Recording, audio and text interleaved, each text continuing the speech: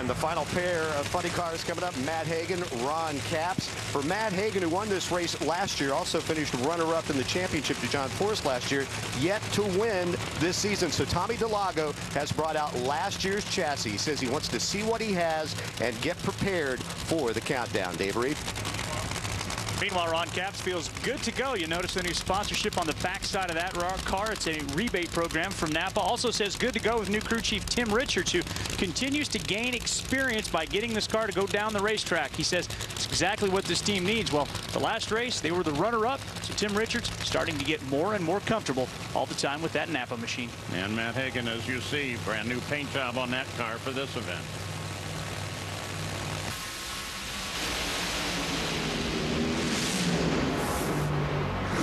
Capps 413, 411 for Hagan.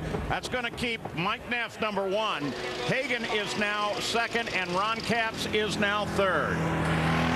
So big changes in the lineup, especially right at the end. And Tim Wilkerson, who sat high up at the beginning, has dropped all the way down to 8th.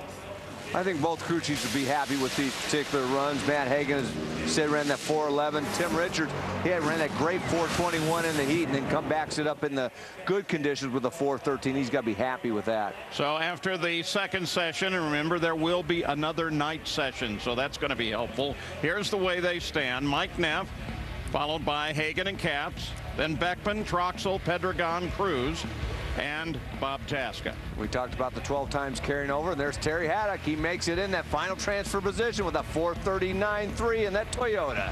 And look at what's not yet in the field. Height, Force, Johnny Gray. Those are some pretty major names. Let's go to Dave Reed. Well, Paul, you know, it's not just the winless drivers feeling the pressure of getting to victory lane. It's also the crew chiefs and the crews that are also feeling a little bit of that heat, especially when your car, Dean Antonelli, is not yet qualified. Guido, what do you do to keep this team fired up? Well, we have an owner that keeps us all fired up. He's the best motivator there is. We had a good team meeting last night, and, you know, he's been through his ups and downs, and he knows how to tell the guys, you know, how to fight the fight and stay in it. And I really think our chances are good. We're not, you know, behind the 8 ball yet. So I think we'll go down there this round and maybe stand on it next run. John, what do you got to do as a driver in this situation, not qualified? Only 2, very hot, especially for this qualifying session. Well, we've got 2 runs left. The problem is we got 130-degree or better track temperature out there.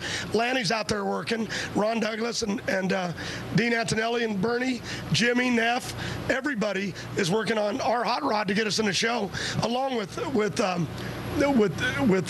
Robert Height. He's in trouble too, but it's hot out there. We talked about putting the restrictor plate on this thing, trying to slow it down, talking about pulling brake handles, driving the car off, but all that stuff's old school stuff, because the way these cars are built now, like Guido said, you just can't make that happen. So we're going to go out there and either put her in or take her a whipping. Not only one of the best motivators, one of the best drivers in NHRA history.